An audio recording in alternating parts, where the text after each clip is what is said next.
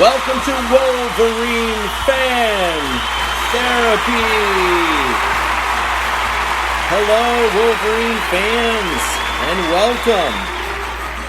This is Phil Kain, your host of Wolverine Fan Therapy.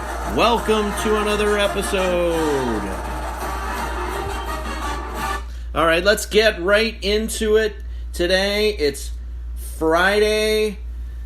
We've got another big, huge college football weekend coming up. Another big slate of games. So let's get right into it. I want to talk about the upcoming games. I want to talk about the Michigan football program. But first, I really want to spend time today talking about the thesis that the oligopoly, which exists in college football today, is really, in many respects, a result of the fact that the playoff system has only 4 teams. That the 4-team playoff is what spawned the oligopoly in college football.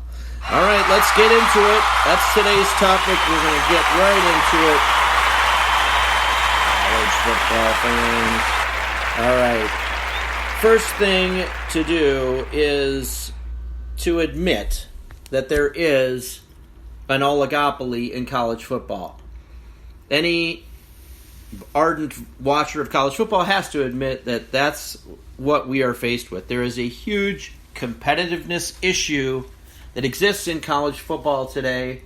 It's undeniable. You have the same teams that win their conferences and enter the college football playoff every year. And it's my opinion that the 4-team playoff is one of the main culprits for this competitiveness issue and the oligopoly. The 4-team playoff really is largely responsible for creating today's oligopoly in college football. This is one of the primary reasons that the College Football Playoff Committee, the College Football Playoff needs to be expanded, and it will be expanded. The College Football Playoff Committee is aware of this competitiveness issue, and they know that it's a problem. And they know that this College Football Playoff needs to be expanded. Mark my words, it will be expanded. It will happen. It just takes years to figure out the money and the contracts and to unwind the existing contractual obligations. But the fact of the matter is there are a large number of blue blood college football programs that start each season the last several years knowing that they basically have almost no chance to win their conference, almost no chance to make it into the college football playoff, and really 0% chance of winning the national championship. That the same 4 to 5 teams make the college football playoff every year. We all know who those teams are. Alabama, Ohio State, Oklahoma, Georgia, Clemson. These are the same teams that are in the college football playoff every year.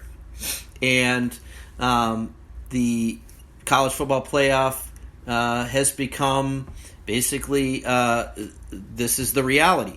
The other thing that's happened is several of the major conferences, the biggest conferences, are also not competitive. Everybody knows that Alabama is the prohibitive favorite to win the SEC every year, with one exception, Georgia. So Alabama or Georgia are going to win the SEC. Ohio State is going to win the Big Ten. Oklahoma is going to win the Big 12. And before this season, Clemson was going to win the ACC. Now, Clemson is down this year. Looks like they may not win the ACC. But for the past several years, that's been the case. Meanwhile, these historically dominant and very elite college football programs all over the place are stuck in this no man's land where they have virtually no chance of winning their conference. They aren't going to make the college football playoff because it's only 4 teams, and they aren't going to have any chance of even sniffing a national championship. Texas, USC, Michigan, Florida, Notre Dame, Washington, Nebraska, on and on and on. These are programs that are used to winning, that are used to competing for conference championships. They have won national championships in the past, and they're used to having a chance to be in the conversation for these, and they're just not. Historically great programs, they have elite facilities, but no chance of actually winning a national championship in football because, well, I want to get into this. So why is this? What have we seen? Well, in this current age of college football, it's dominated by offense, wide open offenses. Gone are the days where you can just have the top defense and through grit and determination you can just pound your way to a championship. Those days are over. Who wins every year? Just look at the games. Look at Alabama last year with these amazing wide receivers running all over the place. The running backs that Alabama has put into the NFL. The running backs and wide receivers and quarterbacks dominate college football, and the reality is the most elite college football quarterbacks, running backs, and wide receivers have all gone to these same schools the last number of years. The other thing that you just simply notice when players transfer to new schools, where are they going? They're going to these programs. So when an elite quarterback or an elite wide receiver or an elite running back transfers, where do they go? They're not going to Tennessee. They're not going to Notre Dame. They're not going to USC or Michigan or Texas. They're going to the same programs. Examples, Jalen Hurts transferred from Alabama. Where did he go? Oklahoma. Trey Sermon transferred from Oklahoma. Where did he go? Ohio State. Justin Fields, when he transferred from Georgia, where did he go? Ohio State. Jamison Williams last year transfers from Ohio State. Where does he go? Alabama. It's just become a self-fulfilling oligopoly. These elite difference maker players going to these same programs. Now there are exceptions. Yes, Kenneth Walker transfers from Wake Forest to Michigan State, but as a rule, these elite quarterbacks, wide receivers, and running backs keep going to the same schools. We can go on and on with these examples. But why are they doing this? Because they know that well, first of all, players want to win, but they want to get the notoriety and the publicity and to improve their NFL draft stock. They want to get on TV as much as possible. They want to be in these championship games, the college football playoff. They know that they're going to get unbelievable, notoriety and TV ratings. So that's where they go. With recruiting, it's no different. Najee Harris is not going to go to Michigan. He chooses Alabama at the last minute, knowing that he could have played right away at Michigan, but he knows he may sit on the bench for a year or two at Alabama. But if you can be the starting tailback as a junior or senior for Alabama, he knows he's going to be a first-round draft pick, and he knows he's going to have the highest possible draft status. And it worked for him. He's now probably going to be Rookie of the Year for the Pittsburgh Steelers. Bryce Young, Stetson Bennett, C.J. Stroud, Zamir White, Trevor Lawrence, on and on and on. These players are going to the same schools, and we're stuck in this vortex. What I believe is it's a result of the 14 playoff. They know that they know that by going to these schools, they're almost a lock to win their conference championship, and they're almost a lock to be on these elite stages to play in these games.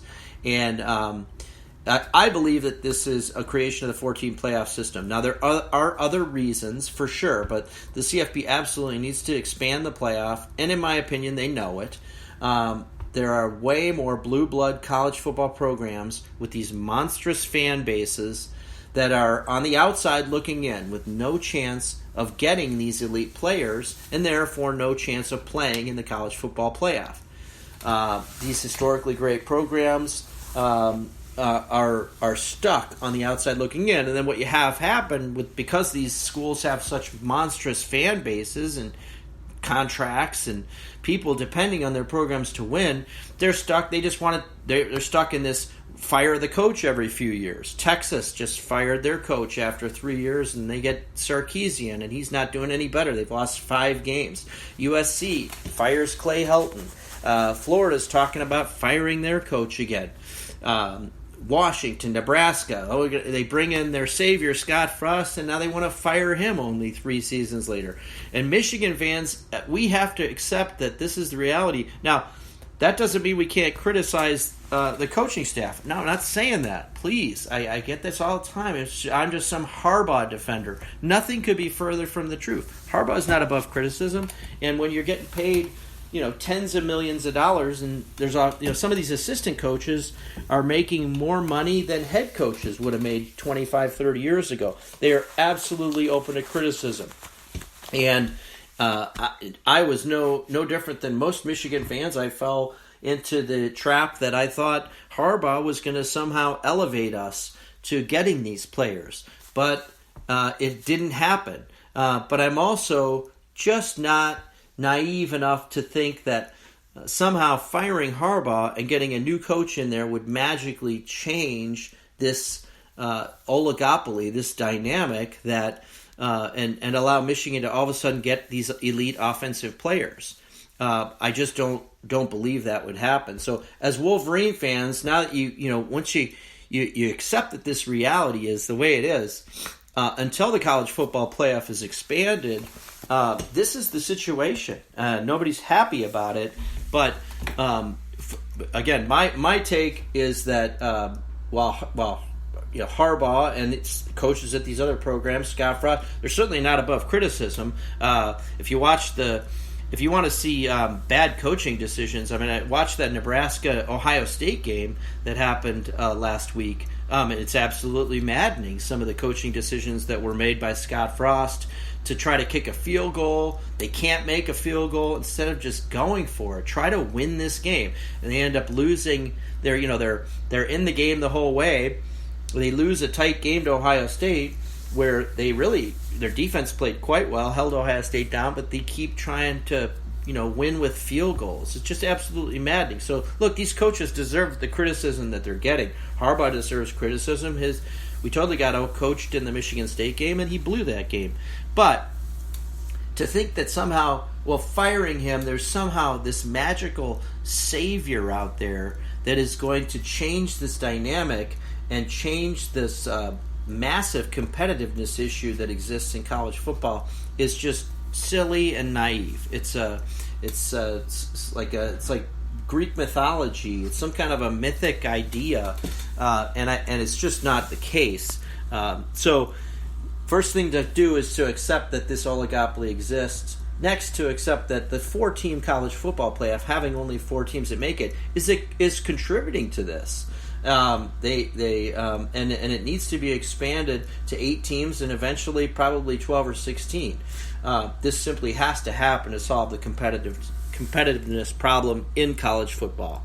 All right, let's spend some time talking about the upcoming games this weekend in college football. We've got some exciting games. We're finally into the meat of the schedule in the Big Ten, so let's go through some of the Big Ten matchups.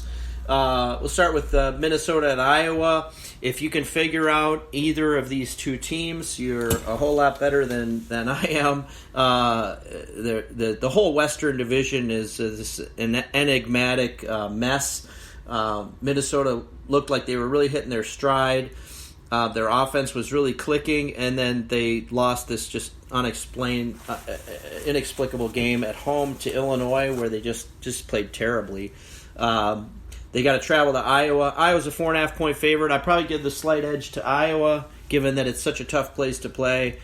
One of the toughest places in the Big Ten, arguably one of the toughest places to play in the country. So I give a slight edge to Iowa, but just about anything could happen in this game, and both teams have their issues. But there's a lot to play for both of them. Minnesota 6-3, Iowa 7-2. They're both 4-2 in the Western Division. Both still have a chance to win the division in the West, and the loser of this game probably is out of the discussion in winning the West Division. Next up, we've got Rutgers at Indiana, 2 teams that are really disappointed and don't have a whole lot to play for. But with the exception of Rutgers, I will say, they still can be bowl eligible. They're 4-5. Indiana's a 7-point favorite. I think Indiana's the better team on paper, but again, a lot of injuries, not a whole lot to play for. So I actually think Rutgers could surprise in this game. Although I wouldn't be surprised if Indiana